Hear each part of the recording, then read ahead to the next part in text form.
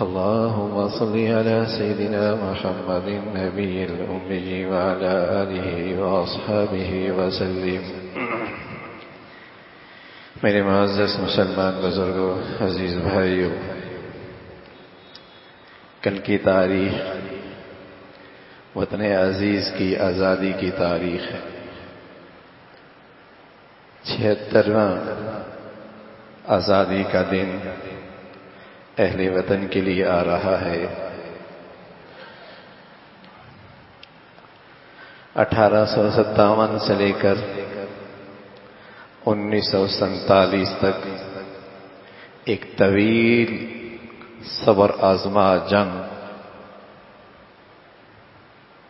اور پھر اس کے بعد آزادی کی نعمت نصیب۔ 1857 1947 ایک طویل تاریخ ہے، قربانیوں کی ایک داستان ہے۔ پھر اس متحدہ ہندوستان سے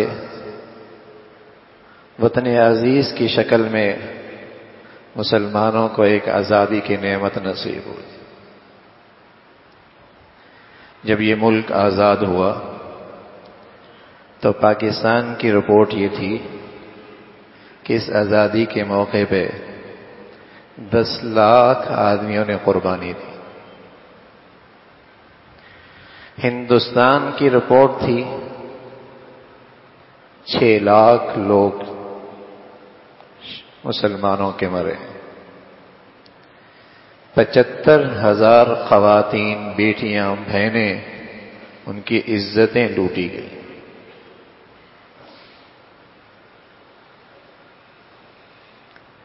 دس لاکھ کی قربانی چند دنوں کے بعد، ورنہ 1857 سے لے کر 1947 تک تو بڑی قربانی ہے۔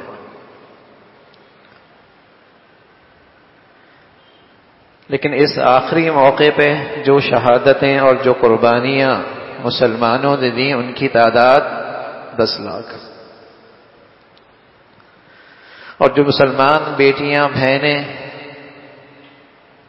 وہاں رہ گئیں، ان کی تعداد 75,000، ان کی عزت آبرو لوٹی گئی۔ سوچنے کی بات ہے، موٹی سی بات ہے کہ اتنی بڑی قربانی جو ہمارے اسلاف اور ہمارے بزرگوں نے یہ دی ہے، کیا یہ صرف اس لیے دیے کہ جس دن آزادی کا دن آئے اس دن مسلمان انڈین فلمیں دیکھے، رقص و سرور کی محفلیں ہوں، بے حیائی اور فحاشی کے مناظر ہوں؟ یہ اپنی تہذیب، اپنے معاشرے، اسلام کے سارے قوانین سے آزاد ہو جائے، یہ آزادی تھی۔ موٹی سی بات ہے کہ اتنی بڑی قربانی مسلمانوں نے کسی مقصد کے تحت دی تھی، اللہ اور اللہ کے رسول کے نام پر دی تھی۔ لا الہ الا اللہ، اس کلمے کے واسطے سے یہ آزادی حاصل کی گئی تھی۔ لیکن بتائیے، کل آزادی کا دن ہے، کہیں سے یہ مقصد کی آواز بھی کانوں میں پڑتی ہے؟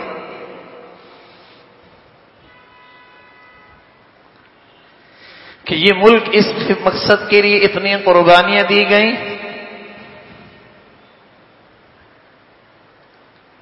بیٹی بہنوں کی عزت و آبرو اس کی قربانی دی گئی، ایک طویل جد و جہد، اس کے بعد یہ آزادی کی نعمت نصیب ہوئی۔ کوئی مقصد تھا نا، محض ایک آزاد خطے کا نقشہ تو پیش نظر نہیں تھا کہ مسلمان کارخانے بنا لیں گے، فیکٹریاں بنا دیں گے، اسٹیٹس اچھا ہو جائے گا، کلب بن جائیں گے، سینما بن جائیں گے، تھیٹر بن جائیں گے، مسلمان سود خور ہو جائیں گے، شراب نوشی ہوگی، قومی سطح پہ اس کی حوصلہ افزائی ہوگی. یہ تو یورپ کے اندر بھی ہو سکتے ہیں سارے کام.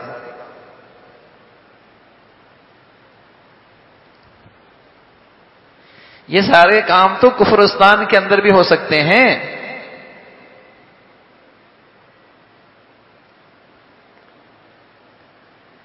اس کے لیے تو اتنی بڑی قربانی نہیں ہے. جب آج اور ان 75 سالوں میں اپنے معاشرے سے اور اپنے معاشرے کو اور اپنے ملک کو اور اپنی سرزمین کو اور اپنی نئی نسل کو اس مقصد سے دور رکھا گیا، تو آج آوازیں آ رہی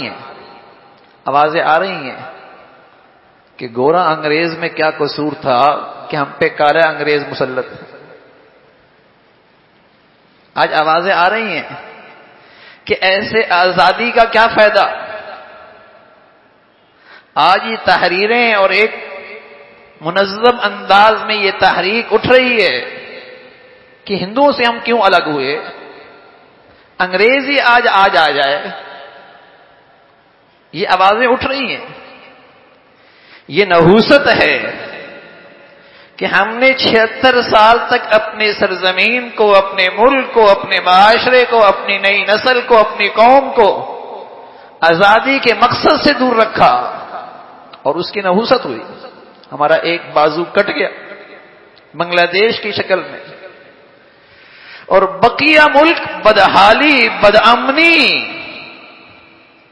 معاشی بدپستی کے اندر مبتلا ہے.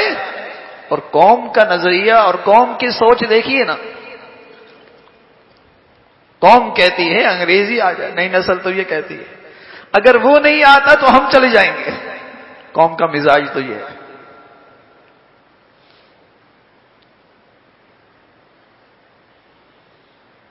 جب اس آزادی کے مقصد سے تم اپنے معاشرے کو دور رکھو گے تو پھر جو نوجوان جائے گا نا، وہ کہے گا یہی معاشرہ تو مجھے مغرب میں اچھا ملے گا، وہاں کھانے کو اچھا مل جائے گا، وہاں پہننے کو اچھا مل جائے گا، وہاں میرا اسٹیٹس اچھا ہو جائے گا.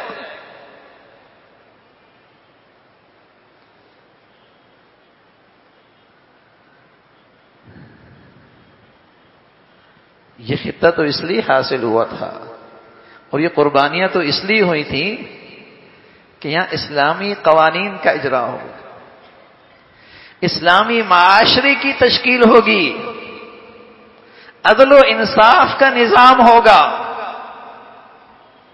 جہاں حاکم اور محکوم سب جواب دہ ہوں گے،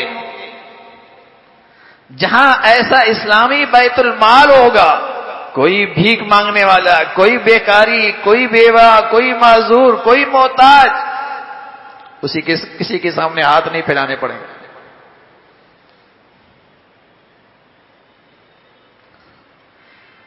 یہ قوم اسلام کے عدل و انصاف کے سائے تلی زندگی پرسکون انداز میں گزارے گی. اس لیے یہ خطہ حاصل کیا گیا تھا.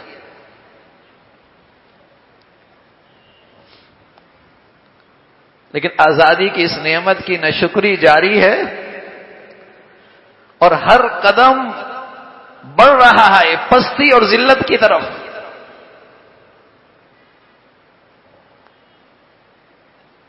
کہیں سے آواز نہیں آتی کہ یہ آزادی حاصل کیوں کی. ہمارے بزرگوں نے، ہمارے اسلاف نے یہ 10 لاکھ کی اور یہ بہنوں اور بیٹیوں کی 75,000 کی آبرو کی قربانی کیوں دی گئی تھی؟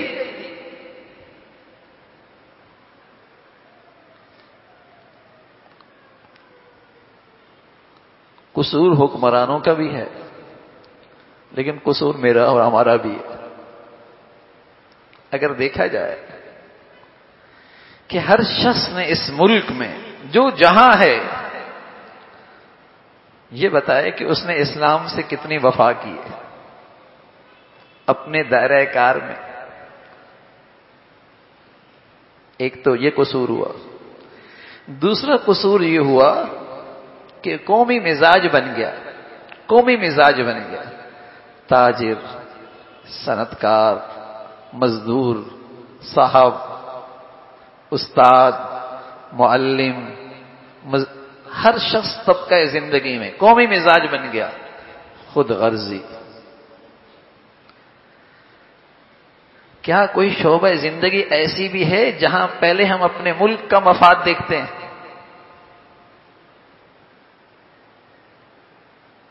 وطن کا نفع دیکھتے ہیں؟ زاجر، تاجر، غریب، امیر، استاد، تعلیمی ادارہ، بازار، ایک بیماری رچی بسی ہوئی ہے کہ بس میرا مفاد کیسے پورا ہوگا، ملک جائے چاہے تباہ ہو۔ جب قومی سوچ دین سے دوری کی طرف اور خود غرضی پہ کھڑی ہوگی تو پھر ایسے لوگ مسلط ہوں گے جو آج تک مسلط چلے آ رہے ہیں۔ جب ہم اپنے دائرہ میں خود غرض ہیں تو وہ بھی تو اپنے دائرہ کار میں خود غرض ہوں گے۔ خود غرضی، ملک کا کتنا فائدہ ہے، ملک کا مفاد کس میں ہے، ملک کو نفع کیسے پہنچ سکتا ہے، یہ اجتماعی سوچ تو ختم ہی ہو گئی نا۔ یہ کیوں ملاوٹ کرتا ہے، یہ دفتر میں بیٹھ کے کیوں کرپشن کرتا ہے، یہ کیوں ناقص چیز بازار میں لے کے آتا ہے، یہ کیوں ملاوٹ کرتا ہے، اس نے تعلیمی ادارے خود غرضی اور مفادات کی بنیاد پر کیوں کھڑے کیے ہیں؟ قوم کی تعلیم کے لیے، تربیت کے لیے۔ ہر جگہ خود غرضی، اور اس کی مصیبت اور اس کا عذاب یہ ہے کہ ایسے لوگ مسلط ہو گئے جو اپنے دائرہ کار میں پھر خود غرض اور اسلام سے دور۔ ہم اپنی زندگی میں اسلام کو کتنا ترجیح دیتے ہیں اور اپنے ملک کے مفادات کو کتنا سامنے رکھتے ہیں، سوچنے کی بات ہے۔ صرف حکمرانوں کو کوس لینا یہ تو کافی نہیں ہے، میری بھی تو کوئی ذمہ داری ہے۔ اس زمین نے اور اس ملک کی مٹی نے مجھے بھی تو بہت کچھ دیا ہے۔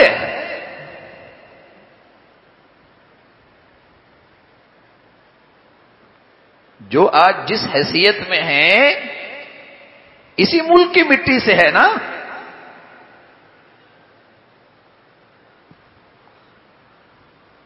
یہ قومی سوچ نہیں رہی، ہر طرف خود غرضی کی آواز ہے، اور میرے عزیزو اس کی نحوست بڑھے گی، اللہ ہم سب کی حفاظت فرمائے۔ پچھلے 50-60 سالوں میں آپ نے اسلامی دنیا کا حال دیکھا نا، خلیجی دنیا کا حال دیکھا، کیسے کالونیوں میں تقسیم ہوئی ہے، کیسے ٹکڑوں میں تقسیم ہوئی ہے۔ اسلامی دنیا کا حال کیا ہے؟ اور یہ سب کچھ اس لیے ہوا کہ انہوں نے اس آزاد خطے میں جو اسلام کے قوانین تھے اس کی بالادستی قائم نہیں کی۔ آج جو ان کا حشر نظر آ رہا، اور ہمیں بھی ایک تنبیہ ہو چکی ہے، ایک ہاتھ کٹ چکا ہے۔ بتائیے نا وہ ہاتھ کس لیے کٹا؟ اسلام کی وجہ سے کٹا۔ عصبیت، وطنیت، قومیت، لسانیت، یہ زہر، اور اگر اسلام ہوتا تو اس زہر کی کوئی گنجائش نہیں تھی، اسلامی تربیت ہوتی تو اس زہر کی کوئی گنجائش نہیں تھی۔ اسلامی معاشرے کی تشکیل ہوتی تو ان منحوس آوازوں کی اس معاشرے میں کوئی گنجائش نہیں ہوتی۔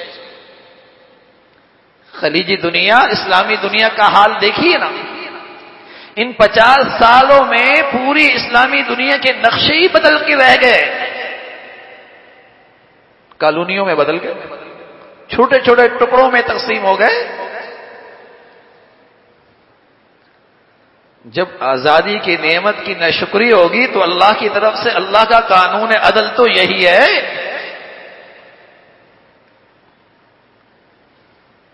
پھر نعمت اللہ کریم چھین لیتے اور نعمتوں کی زوال یقینی ہو جاتا ہے۔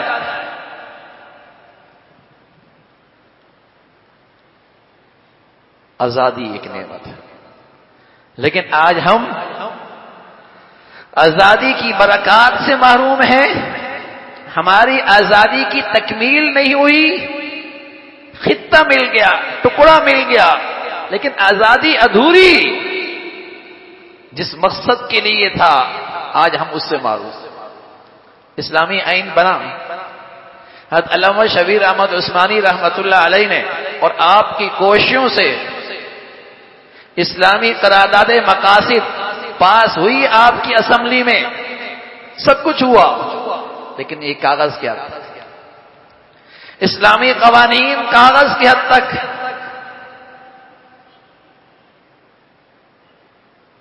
کیا بدی کے روکنے کے لیے آج قانون حرکت میں آتا ہے؟ بڑی سی بڑی بدی کی حوصلہ افزائی، بڑی سے بڑی برائی کے لیے حوصلہ افزائی. لیکن معاشرہ بد اخلاقی کی طرف، حرام خوری کی طرف، ان گندگیوں کی طرف جا رہا ہے. قانون حرکت میں، حکمران مسلمان، قوم مسلمان،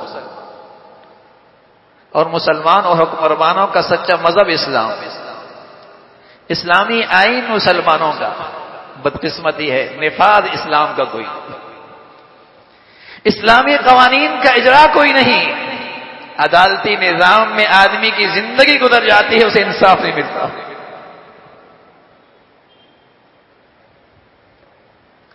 کمزور پستی سے کمزور سے کمزور تر ہوتا چلا جا رہا، اور طاقتور اس کے لیے کوئی قانون نہیں.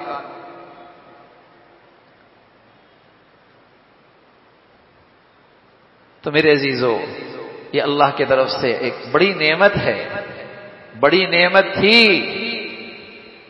ہر شخص اپنے دائرہ کار میں دیکھے، اپنی ذمہ داری کا احساس کرے. یہ اس آزادی کی نعمت کا حق ہے، اور یہ ذمہ داری ہم سب پہ بھی آتی ہے کہ ہم اسلام اپنے دائرہ کار میں، جو اس ملک کا مقصد تھا، جس بنیاد پر یہ آزادی ملی تھی، اس کے فروغ میں اور اشاعت میں کہاں کھڑے ہیں. اور ہم اپنے دائرہ کار میں ملک کے مفادات کا کتنا لحاظ رکھتے ہیں، وطن عزیز کی مفادات کا کتنا خیال رکھتے ہیں. اسلام اور ملک کے مفادات ایک ساتھ چلتے ہیں. یعنی اگر آپ دیانت کے ساتھ کاروبار کریں گے تو اسلام کا بھی حق پورا ہوگا اور اس ملک کا بھی حق پورا ہوگا. آپ خالص چیز بنا کر مارکیٹ میں لے کے آئیں گے، اسلام کا بھی حق ادا ہوگا اور ملک کا بھی حق ادا ہوگا. اب دفتر میں بیٹھے ہیں، سرکاری ملازم ہیں، اپنے فرائض کو دیانت کے ساتھ ادا کریں گے، اسلام کا بھی حق ادا ہوگا، اس ملک کا بھی حق ادا ہوگا. اسلام کے حقوق اور اس ملک کے مفادات آپس میں ٹکراتے نہیں. اسلام کے حقوق اور اس ملک کے مفادات یہ آپس میں نہیں ٹکراتے، یہ دونوں ایک ساتھ چلتے، دونوں ایک ساتھ چلتے. تو میرے عزیزو، خود غرضی سے بڑھ کر آگے کی سوچ ہو، ملکی مفادات کو سامنے رکھ کر اور اسلام کے حقوق کا سامنے رکھ کر زندگی گزاری جائے. یہی آزادی کی ذمہ داری اور یہی اسلام کا حق ہے. اللہ رب العزت ہم سب کو اس کی توفیق نصیب فرمائے. آخر دعوانا الحمدللہ رب العالمین.